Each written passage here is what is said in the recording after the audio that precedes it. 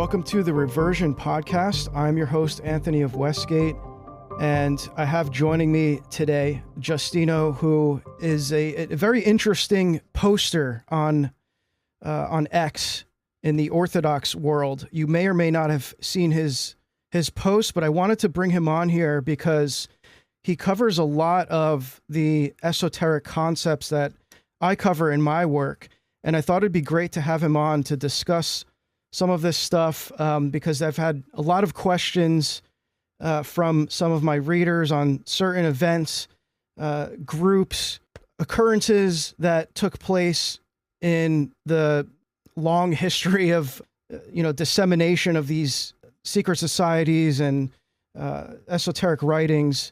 And I thought it'd be just really good to have him come on and share some of his expertise. So I'll have him introduce himself here and explain, how he got into this subject and a little bit about his work. So welcome, Justino. Thank you for joining. Thank you for having me. It's a great pleasure to be with you here. Okay. So to introduce myself a little bit, I'm an Orthodox Christian like you. I think that pretty much defines my identity. But I'm also an academic researcher. I'm finishing my PhD. For a while now, I've been working on it. And it's mainly about political theology based on the work of Carl Schmitt. But it covers a lot of, aspects which correlate with Orthodox theology and the differences between Eastern and Western theology, and the connection with politics, and worldviews as well. How the differences in dogma, for instance, affected the trajectory of Western civilization and European civilization up until present time. But about these issues that we are going to speak more about today, I can say a little bit that previous to my conversion to Orthodox Christianity, I was very much interested in these esoteric subjects with a practical, with a practical goal.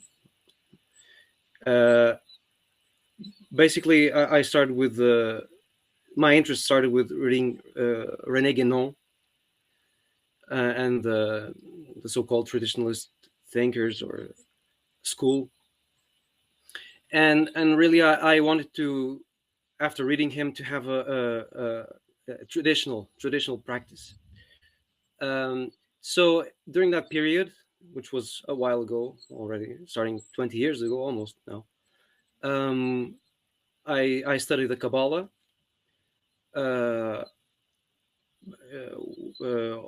based on books of Geshem Sholem, but also more practical and operative, let's say, books and teachings like the Sefer Yetzirah and Aryeh Kaplan's edition, also Leonore Elite, some stuff from the work of the Chariot as well. And then after a while, I understood that there was a connection with the tarot, and specifically, in my case, I studied a bit Paul Foster Case's tarot. And of course, nowadays, I see that all of this stuff is ultimately demonic, of course. But it gave me somewhat of a grasp of these subjects, and also their connection or their importance in historical matters, and how the Kabbalah affected and became really intertwined with the progress of Western civilization. So nowadays I see it as a really fundamental aspect and of present political events, especially also connecting with your work starting in the 17th century, also a bit before, during the Renaissance. We can speak a little bit more about those details. But French Revolution, and then 19th century, 20th century, up until Zionism, and it's complete. There's a very intimate connection with Jewish Kabbalah and Zionism, which becomes more and more important during the 20th century, and in the 21st century, of course. But what I see is that there is, from the Orthodox Christian perspective, and if we look at the writings of elders and saints like Elder Athanasios Mytilineos and Saint Paisios and others, how they speak about Zionism and the occult underpinnings of Zionism, which of course relates to Jewish Kabbalah, and how this connects with eschatology as well. So it's absolutely important to understand the connection, the eschatological connection between Judaism, Jewish Kabbalah, I mean Talmudic Judaism, of course, rabbinic, Jewish Kabbalah, Sabbateanism, the revolutionary spirit, starting in the 18th century, with precedents, of course, up until Zionism, which will really play still a major role in the events which will lead up to the reign of the Antichrist and to the end of times. Yeah, and like you said, you mentioned Saint Paisios, who I think many of us, at least on X, have seen excerpts of some of his sayings on Zionism, and there's that famous quote where he said that the Zionists practice black magic, and that raises a lot of suspicion from people who are not as familiar with the Kabbalistic underpinnings of Zionism. And I believe personally that was what he was alluding to, was the fact that there's actual mystical forces that are involved in this Jewish state. One question that I have for you, and this is something that I wonder all the time, because you just framed it perfectly, how important it is to understand these esoteric concepts and how they relate, especially in present day, in these eschatological events and in the advancing of history towards the end of the age and the establishment of the precedents for the Antichrist.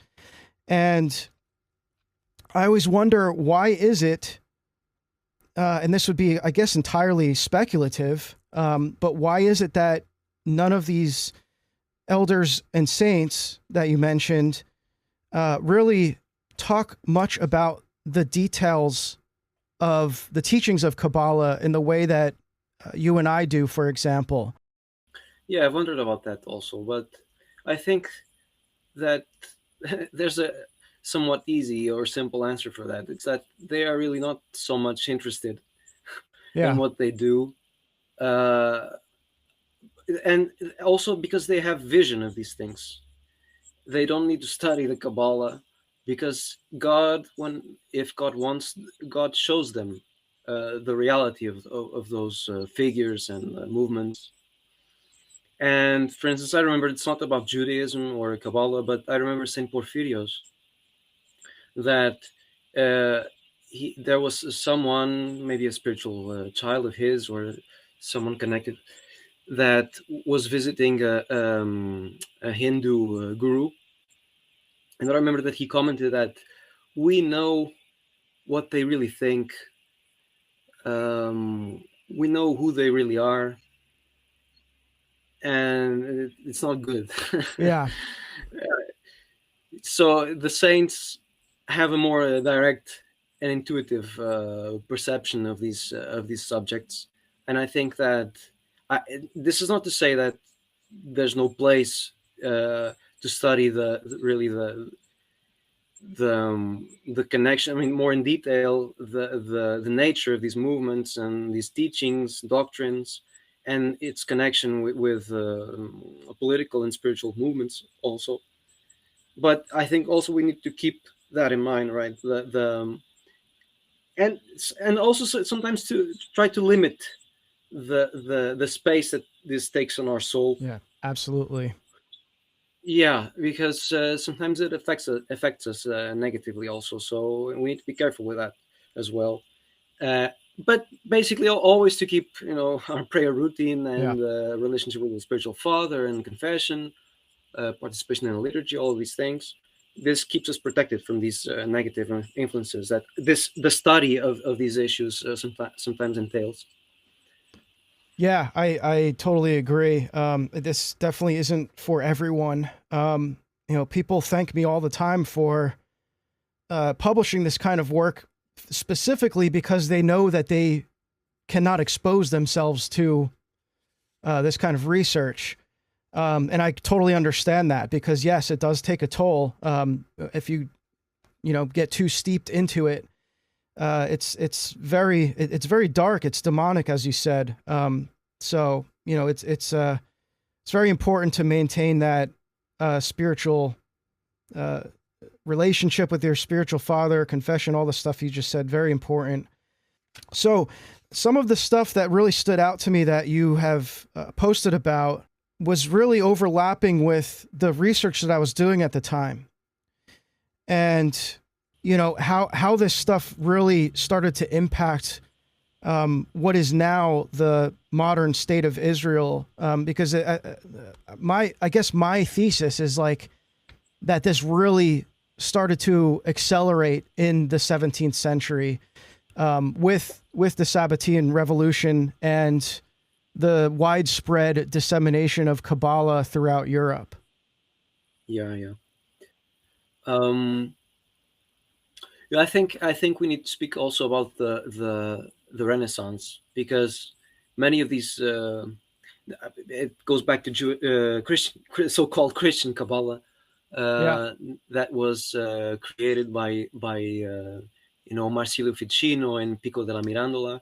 All of them had Jewish rabbis, mentors, especially Pico della Mirandola, but also a bit later Johannes yep, Reuchlin, um, and well, personally, I see it, this infiltration. Of course, it goes back even earlier. Uh, it's, you can see that, for instance, if you compare the Orthodox the Orthodox Roman uh, view and position on the Jews, uh, and with the Frankish, particularly Carolingian view of the Jews, you see a big difference there.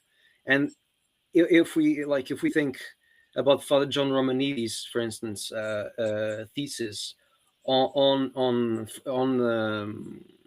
Catholicism being based on Frankish civilization, uh, it's it's amazing to see that coincidence, that of the role of the Jews, because the Jews in the Roman Empire, in the Orthodox Roman Empire in the East, they were forbidden to have public positions, and this changed precisely with the Franks, with Charlemagne and his descendants. It was them that started to have Jewish treasurers. And then you see this in the first Western Catholic states or kingdoms, that many kings had Jewish treasurers, for instance. Um, this even There's a connection also between the Crusades and I think it's Rashi, with Rashi. David Livingstone, you mentioned him. He speaks about this in many books, but specifically in Ordo Ab Chao. Also, his more recent book, Zionism. And you see that influence in the Crusaders and the Templars of this rabbi and Kabbalist Rashi. Um, After that, you also see when the Templars reached Jerusalem, we know that they had contact as well with Jewish with a Jewish presence there that was there already, and back in that time. Um, And after that, making history short, but you see that lineage. We have this infiltration, this massive infiltration of Jewish Kabbalah during the Renaissance, in the papacy as well, like Michael Hoffman describes very, very good in the occult Renaissance Church of Rome.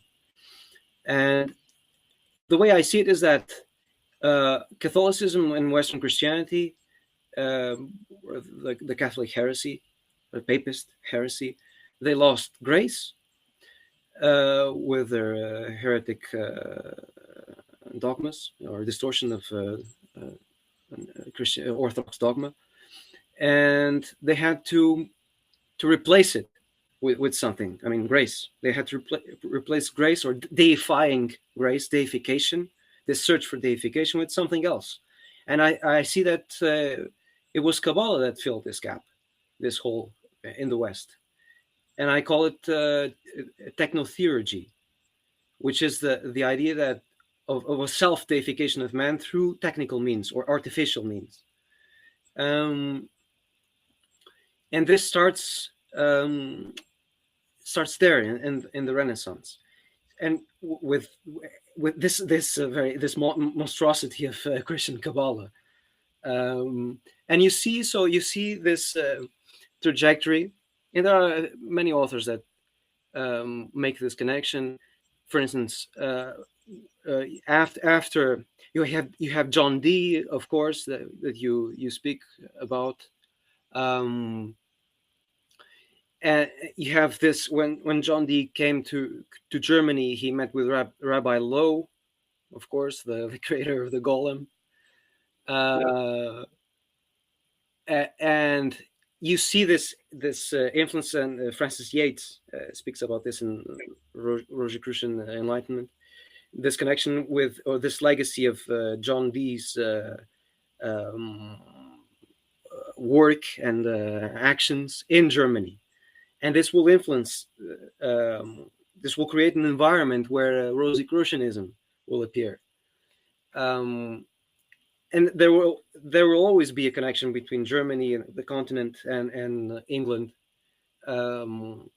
This is after the Christian Kabbalah in Italy, of course. It goes to England, influences John Dee. John Dee comes to Germany. It creates this environment where Rosicrucianism will appear. Then there will always be connections with England in these networks, and up until the foundation of speculative Freemasonry. And all of these figures, the one thing in common is that the basis of their spirituality, so-called, is Jewish Kabbalah. Of course, Hermeticism as well, but the very filtered Hermeticism through Jewish Kabbalah as well. So we can stop a little bit there, but to speak more about the how it goes, how this connects with 17th century and 18th century. Yeah, I totally agree with your comment that this was like, I call it almost like a remystification of the Christian faith, because they had lost that element due to humanism, this kind of extreme rationalism that they start to try to, describe some of these divine mysteries in rationalistic ways. And, I think you're spot on. I think that was largely why the Kabbalah was so attractive to these scholastic Christians at the time, especially in the Renaissance period, like you said. They had this idea. I mean, Christian Kabbalah is the notion that the Kabbalah is the only proper lens in which you can interpret the Bible. So they had lost this, the mystical teachings of the fathers, and replaced it with this new Judaic mysticism, which they believe, described all of these really mystical concepts. That obviously, the Hebrew language itself was understood as a mystical language that the angels spoke to Moses with, and that God communicated to Moses with this mystical language and passed on all these secrets and everything. So, I mean, there's a lot of different perspectives, I guess, on when this all started. You could technically say it went back that far, although I think that was part of the fabrication that we know. You mentioned Gershom Scholem earlier. That we know that he kind of found in his research that Kabbalah was kind of an invention of the Middle Ages. It uses all of this Neoplatonic concepts, and he kind of found that it wasn't as ancient as people thought. So it kind of destroyed this notion of Prisca Theologia that the Renaissance scholars had. But anyway, one of the common questions I've been getting since publishing this work from people is, who exactly were the Rosicrucians? Because I think they keep coming up in a lot of the history of this topic, and it's kind of unclear who they were and what their role was. What I found was there is definitely, like you said, a connection with Kabbalah, with Jewish mysticism, the Templars. I kind of see them as like this early version of what later became a more structured and systematized version of like the Masonic network. So they were doing a lot of this underground communication. You can maybe tie in the influence of Francis Bacon in New Atlantis, and how he kind of like provided the framework for the actualization of the Rosicrucian order, for example. But one thing, I'll just say this, and I'll turn it over to you. But the one thing that I did hear from some of the Protestants who read my work, which I kind of had to like really prompt some response from them on Substack. I was like, hey, some of you Protestants like actually read this? Because I genuinely want feedback from a Protestant perspective on this. And I did get some good feedback. But one thing that I heard a few people bring up was that you can't connect Luther to the Rosicrucian order because that came later after his death. And so one thing that I did find in my research was that was just the establishment of the Rosicrucian order through these manifestos, which came later. But the Rosicrucians were very present in Germany at the time in the 16th century. So maybe you can kind of like connect how, what the Rosicrucian role was. Mm-hmm. Yeah. Well, I'm not so specialized in Luther, but I remember when reading David Livingstone that he makes a lot of connections there with Luther, and I think it was the Luther's coat of arms that had a rose, and there are more connections. Yeah. But one thing that can be said is that, like, for instance, if you read some of these traditionalist authors that I mentioned, like René Guénon, on Rosicrucianism, they all have this idea that, like, the Rosicrucians were these esoteric initiates, and that they're really positive figures, that they keep tradition and esotericism alive, and they are the guardians of this esoteric tradition. But you see a connection with the Reformation that's very clear, and the views of the Rosicrucian manifestos are pretty much in tune with the Reformation and Protestantism, and even in their very aggressive criticism of the Catholic Church, the Roman Catholic Church. And another thing is that Rosicrucianism is really a part of this messianic and millenarian spirit as well. And all these utopias, like you mentioned, Francis Bacon as well. There's also Campanella,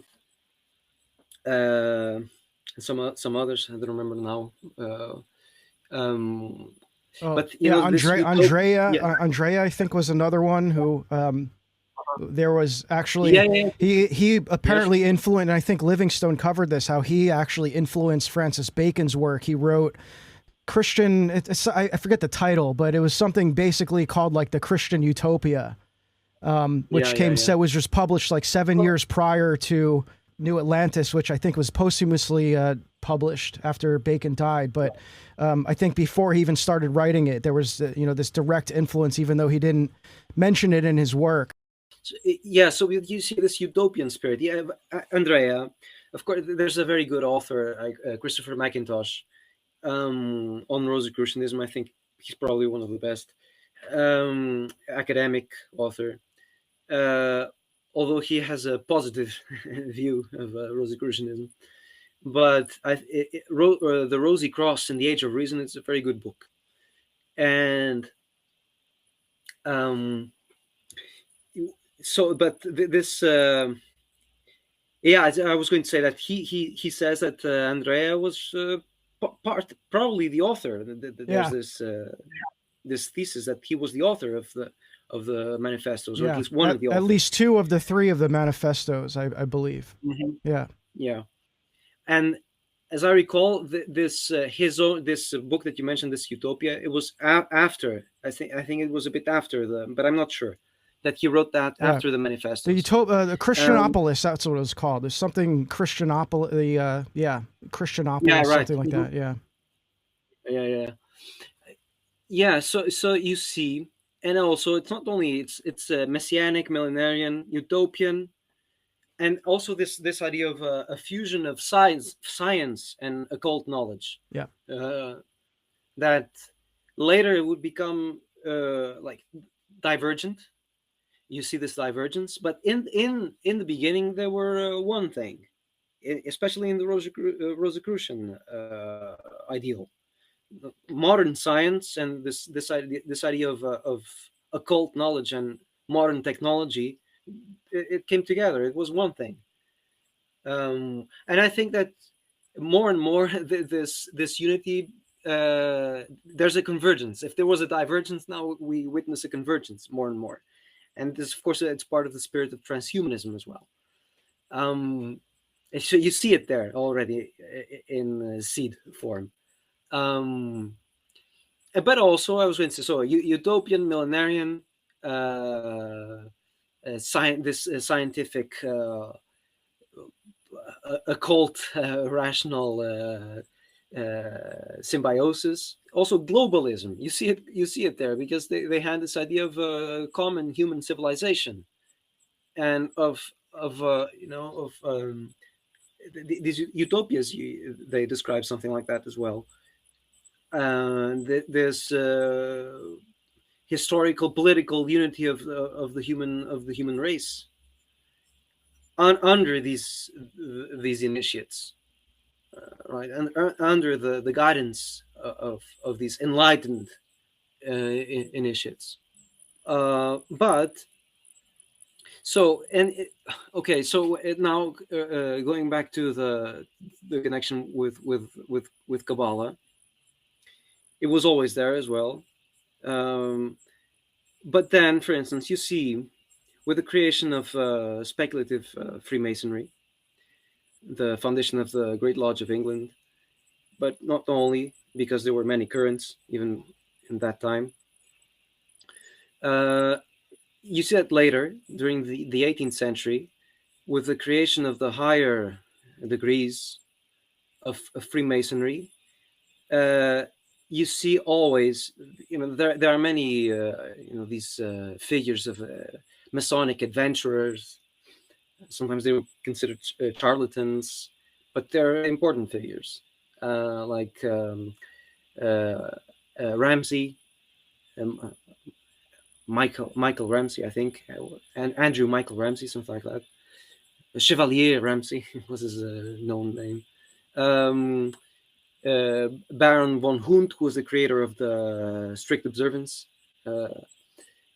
and he was the one who always mentioned the unknown superiors, like that Freemasonry was guided and directed by unknown superiors. This idea came mostly from Baron von Hund, the creator of the rite of the strict observance, but also other figures like Cagliostro, who was the creator of the rite of Memphis Misraim, and even the Count of Saint Germain. All of these figures, some of them, like the Count of Saint Germain and Cagliostro, they were crypto Jews. They had Jewish Sabbatean mentors, all of them. Also Swedenborg. Yeah. Also Swedenborg. And Zinzendorf. Yeah, those are really interesting figures. Those guys, yeah, they're antinomians. That was the Sabbatean practice of antinomian, or I guess more Frankist, right? It was more of a Frankist practice. Yeah. Mm-hmm. And you see behind Swedenborg, behind Cagliostro, at least Zinzendorf as well. There was a connection there, although not so intimate, let's say. Was Rabbi Falk. Rabbi Falk was basically the handler of Swedenborg and Cagliostro. And he was, many of these higher Masonic degrees, were directly created by him, by Rabbi Falk. He was called the Baal Shem of London, and Baal Shem is the master of the name. It's what it means, but it means basically a person who performs miracles. He was a magician. He was a practical Kabbalist. And it's interesting to see that, for instance, like Swedenborg was a spy. There's a very good author on these subjects. Her name is Marcia Keith Sheshard. She has an academia.edu page where you can find a lot of her papers. And she, with an excellent, really, research, she shows that Swedenborg was a spy, and many of these writings, these very strange visions that he had, these like very dreamlike descriptions that he had, that he was visiting some figures. She shows that a lot of his stuff, although not all of it, were coded descriptions of his espionage, of his activities. And some people they think that he was a mystic and a seer, but many of this stuff was just coded descriptions of his spy espionage activities. But when when his life got really strange, and he really started having these trances and real visions of spirits, and it was after he had some kind of initiation, when he was initiated by Falk. And of course, looking back, we see that many of these so-called unknown superiors, back then they already had a dominion of hypnagogic techniques, hypnosis, and many of these people were hypnotized, basically. Like Swedenborg was one of them, Cagliostro was another one. So like they were kind of sleeper agents of these figures, and they were infiltrating Freemasonry and creating all these degrees and rites at the behest of Sabbatean agents like Falk, but others as well. Like Ramsey, he was a bit prior, and he had a Sabbatean mentor in Italy that he met at Italy as well. Yeah. So this is an amazing thing to see, that these higher degrees, always this more mystical, occult Freemasonry, there were always Sabbateans behind it. Yeah, and I want to clarify something. I think I mixed up. So there's basically, there's this Rabbi Falk who keeps merging, as you're saying here, and then there's in the prior century, you had a very similar figure, this Manasseh ben Israel. And I think I mixed him up when I was talking about the Hartlib circle, but there's another interesting connection that Manasseh ben Israel was the at the head of the Hartlib circle, which was really kind of like the first instantiation of a Baconian style invisible college. And and Hartlib, Samuel Hartlib, was the great intelligencer of Europe.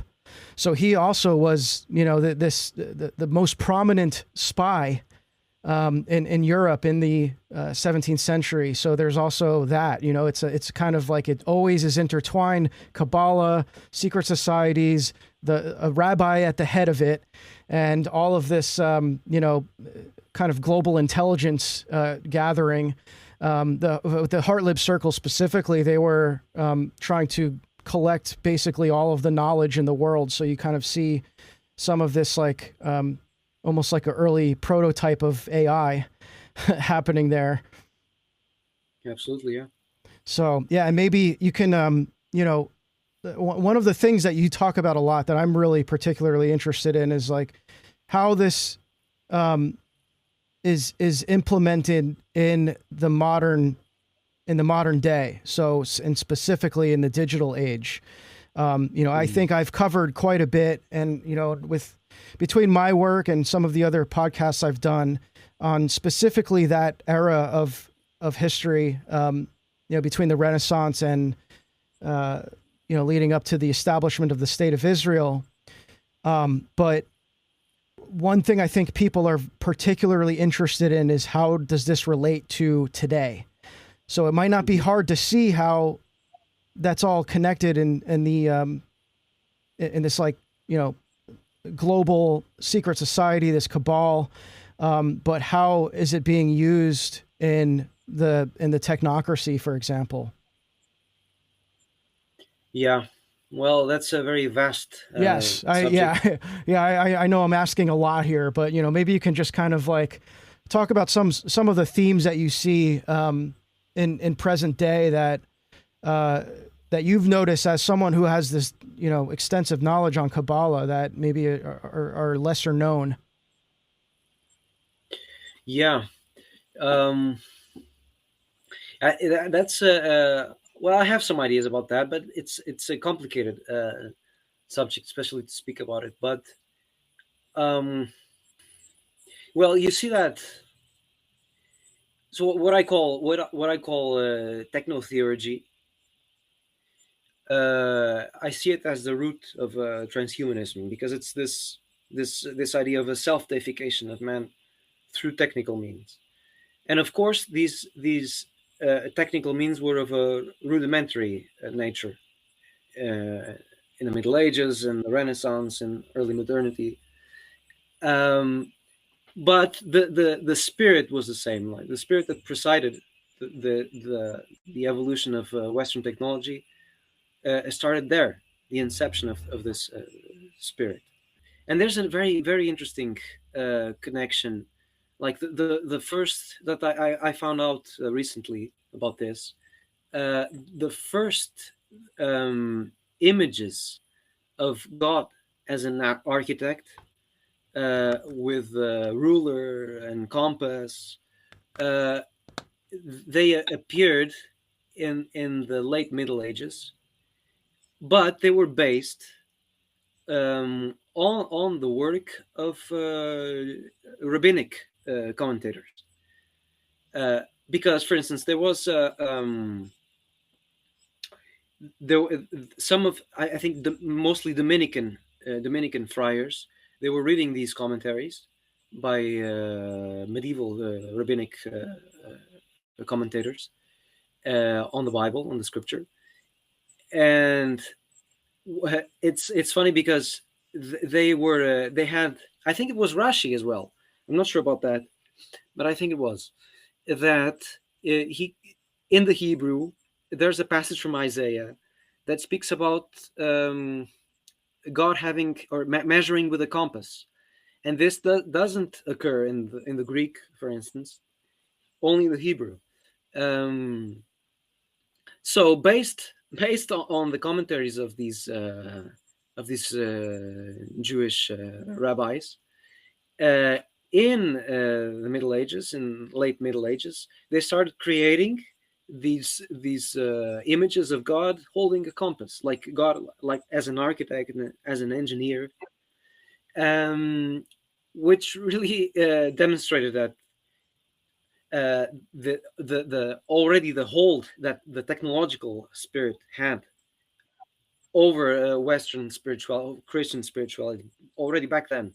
But also you see in the writings of John Scotus Eriugena that his own conception of of the Edenic state, of the prelapsarian state, was a conception of man having absolute technological dominion over nature, and this influenced other authors, and it became how can I say, a common idea in scholasticism, like of a very literal dominion, technological dominion over nature, which was not a spiritual influence that Adam had over the animals in synergy with God, of course, but it was this very materialistic and literalistic conception already.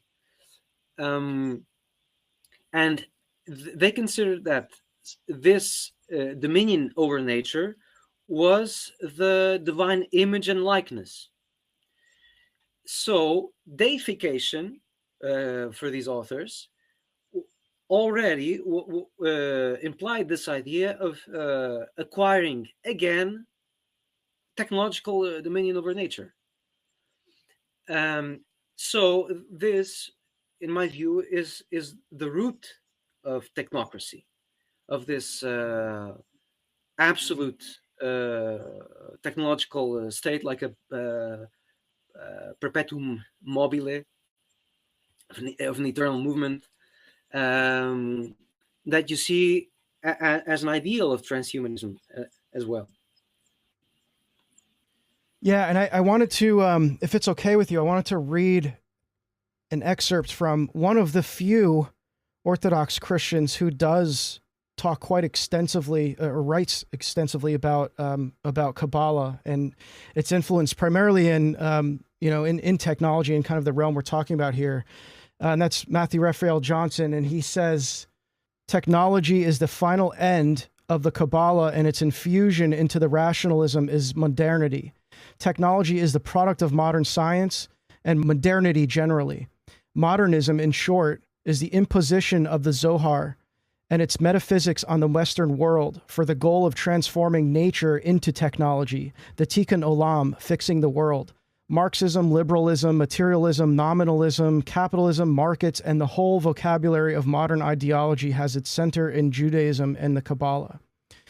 And another thing he often references, and he even says this later on, the mythology of Kabbalah, the symbol of this new man, the Adam Kadmon, who appears after God has been abandoned. And he is the summation of all the revolutions in the modern world. So I didn't personally go into too much detail in my work about how specifically this occurs. And I mean, maybe specific is the wrong word, but this correlation between Adam Kadmon and the efforts of this we can call it technotheurgy. I like that concept. I like that term that you coined. So I guess my question is, how does Adam Kadmon relate to technotheurgy? Yeah, I think precisely if you think about this idea of man, of the divine image and likeness in man as being technological dominion over nature, and of course over himself, over himself as a human. And if Adam Kadmon is this Kabbalistic idea of the divine man, the primordial state of man, so it's basically the same idea. So you already had in the Middle Ages this materialized conception, which I see it as, a product of the Frankish mentality as well, but of this loss of grace that I mentioned earlier. But these notions, these Kabbalistic notions like Adam Kadmon, they were perfectly adequate to this search.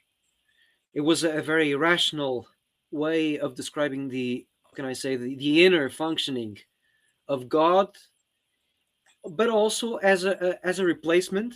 And we know that Talmudic Judaism, from very early on, they needed to have their own their own interpretations and explanations of the prophetic passages of the human likeness sitting on the throne that was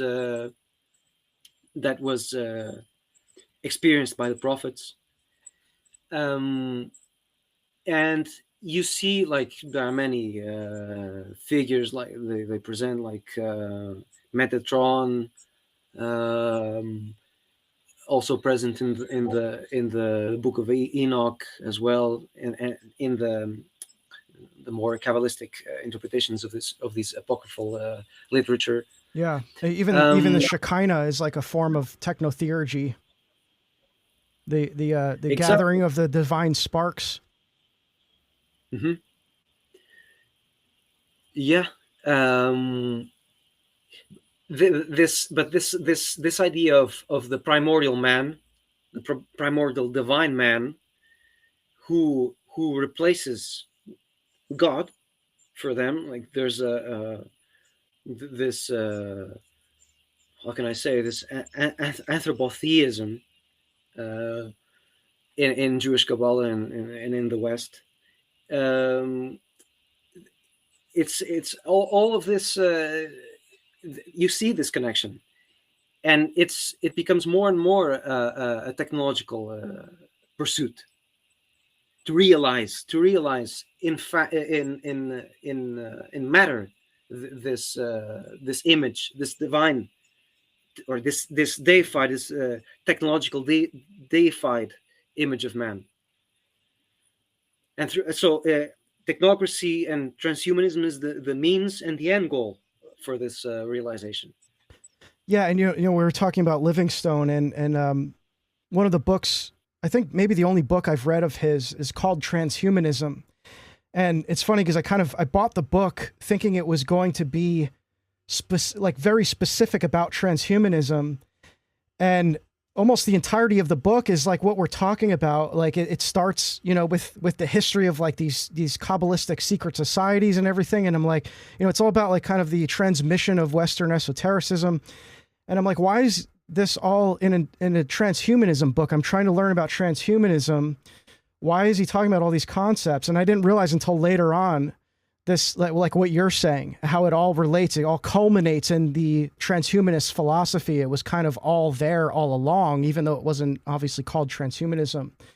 But this like creation of this, the primordial man, it's like this creation of this ideal man, through technological innovation, and as one of the, I guess, thesis that Matthew Raphael Johnson has is that this creation of Adam Kadmon is the Antichrist, and not as if he is an actual figure, but I guess like it's more of like an abstract concept, I suppose. And I don't know if you have any thoughts on that, if that was something you had encountered before, but I mean, I think it's mentioned by him quite a lot. I don't know that it's like really fleshed out to a degree that's comprehensible, but this whole notion that, I think that is, I view that as almost like the creation of the transhuman man, of like this kind of ideal machine man type thing.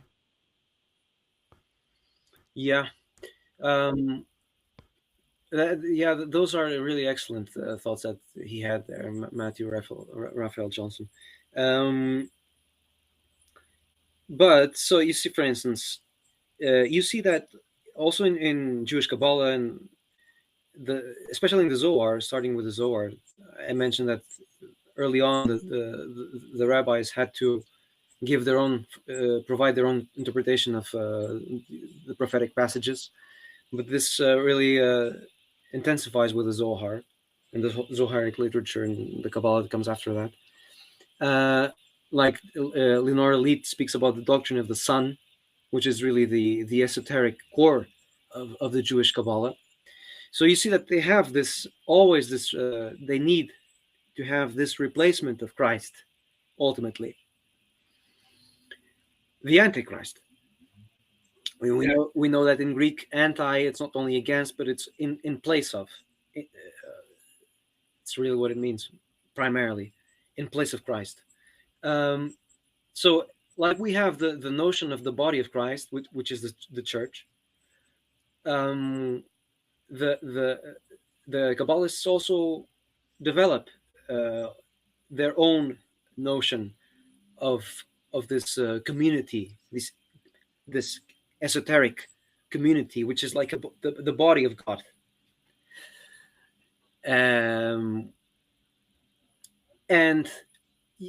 if we think that, what you said about the Antichrist, not as a particular figure, this made me think more about the image of the beast that it's spoken about in Revelation. So you have the Antichrist, but you have also the image of the beast, and the image, the beast gives the power or the spirit, and this doesn't. The word is in Greek is spirit, which is not translated in modern languages. It's not spirit that you see there. I remember this, but I don't remember the word exactly. I think maybe life. That the beast gives spirit to the image to speak. It becomes alive, like a simulacrum, of course. But you see that there is this with transhumanism and this merging of man and machine. You see that all of this through technologies like we see Elon Musk with Neuralink, which is an old plan. It's not his own creation. But you see this connection with artificial intelligence, that this will be this will constitute a new body, like a cybernetic body, and at the head of this body will be the Antichrist. So this anti-church, which will be the collective body of connected humanity, will have the Antichrist at its head, and this will be the realization of this of the image of the beast. Yeah, I mean this. I guess kind of closing out here, and thank you for your time. I've really enjoyed this conversation. I know that's quite difficult to kind of like pin down a specific thing to talk about when it comes to this, because it's just you're trying to encompass all of history in the West, and even pin down like where this all started. But these conversations, I think, just naturally tend to go in many different directions. That's why I wanted to keep things open. But I think a good place to close here is why do you think this is important? In case people are kind of doubting this, like having to know about these things at this point, why do you think it's important for specifically Orthodox Christians to have some knowledge of how this all relates to eschatology? Mm-hmm. Well, mainly I would say it's not to be deceived by the spirit of the age, and to always be alert of these anti-Christian machinations. And just to mention a little bit the connection between Kabbalah and Zionism, you mentioned Manasseh ben Israel. He was one of the first very explicit Zionists. You see this idea of the return of the Jewish people to the promised land, as being one of the goals of the Kabbalists, and especially with the Sabbateans. But it's not only this; it's the hastening of the Messiah, of course, and of the Messianic age. And if the Messianic age, in this, like you mentioned, this more Lurianic form of Kabbalah, from which Sabbateanism comes from, um, is it's really it comes about through the Tikkun Olam, the restitution, rectification of the world, which you can see as being this that we were speaking about, like technocracy, transhumanism, and for the Kabbalists and the Sabbateans, who were really behind Freemasonry, but very early on also behind the British Empire as well, because you see even many after Cromwell, like you mentioned, you see many Sabbateans uh, financing the British East India Company, for instance. So you see from the inception this unity between the between Zionism and British imperialism, and Freemasonry, which, as we know, was really the networking basis for the British Empire and British imperialism all over the world. And you see that the goal of Freemasonry, like you see this being revealed by Moses Hess in Roman Jerusalem, for instance. Richard Grove, he has a lot of good stuff on this. I posted this on X recently. Jay Dyer also shared the same video by Richard Grove. But you see this revelation of the goal of Freemasonry by Moses Hess, which is ecumenism, the merging of all historical cults into one. These are his words, and Zionism, the return of the Jews to the Promised Land. But if you see that really Sabbateanism is behind this, and the Messianic movement of Sabbateanism is behind this, and antinomianism as a form of realization of the Tikkun Olam, as being the hastening of the Messiah. So you see that the mystery of iniquity that St. Paul speaks about in 2 Thessalonians as having culmination in the reign of the Antichrist, of the son of perdition, is absolutely combined and connected with Zionism. And you see that a confluence of events in the 20th century, with the First World War, the Bolshevik Revolution, the Balfour Declaration, with the granting of Palestine to the Jews as a home for the Jews. After that, Second World War as well had, as a result, again, the official foundation of the State of Israel. And you see that all of these things have an eschatological dimension. And ultimately, the Antichrist will be enthroned in the reconstructed Temple of Jerusalem. This is their goal, the third temple, and will rule the earth through technological and means from Jerusalem. And technocracy will be the means of implementing this system, over which the Antichrist, which will be crowned by the Antichrist. Yeah, that's and that is one of the many demonic inversions of Kabbalah, is the human hastening of the Messianic age, the human effort to advance world history towards the establishment of this Jewish utopia. That is the primary inversion, because instead of God being the the actor of, bringing about the conditions for the end of the age. It is actually the humans. It is human will that is imposing the, advancement of the Antichrist. Well, as we understand it, the Antichrist. Yeah, you see. So also, if we think that for the Kabbalists, really, Adam Kadmon is the state of a Kabbalistic initiate.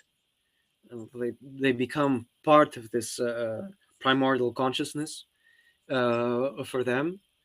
That they are one with God. They are God, so that they have the authority and the legitimacy to realize the prophecies from Scripture. So they really they perform the prophet, or they realize they follow the prophecies like a script, of course. And God knows this, of course. So, and it will not be, the prophecies are not supposed to be realized by the Jews, but this is included in them. But this hubris that they have, that they can realize the prophecies, and you see this in spiritual Zionism, or religious Zionism, which nowadays is really headed by the Chabad Lubavitch sect, which is a kind of Fabian Sabbatianism, this protracted antinomianism that the initial Sabbatians wanted to realize very quickly. The Chabad Lubavitch understood that this needed to be a more long-term effort. But you see this idea of realizing that they have the authority and the legitimacy to realize the prophecies, because ultimately they are God in their own mind. Yeah. So I think that's maybe a good spot to end things here. I thank you again for your time. How can we find more of your work online? Yeah, people can follow me on X. The name is this one that I have here. I also have I have a channel on Telegram as well, which is a small channel, but I share some additional stuff there. But if people follow me on X, I'll be publishing everything there. So yeah, that's a good way to follow my work. Yeah, I'll have your link in the description there. So yeah, and thank you for all of your work. I think it's very important. And your work is, as far as I can tell, pretty focused on this stuff, which is good. So I mean, if people subscribe to you, they can know what to expect. It's not as much like me. I'm kind of all over the place with certain things, but it's good to be focused on this stuff. Well, not to a degree like what you were saying, where you're like immersed in like this esoteric stuff, but always framing it and through the lens of orthodoxy. That is a very valuable resource to have, and it's very rare. So I encourage people to follow your work. So yeah, thank you for what you do. I really enjoyed this conversation. Me too. And there's, like I said, so many avenues this could go down. I appreciate your flexibility in answering my very broad questions. But yeah, thank you again, Justino. We'll see you. Thank you very much. Yeah, we'll see you on the timeline there. Thanks.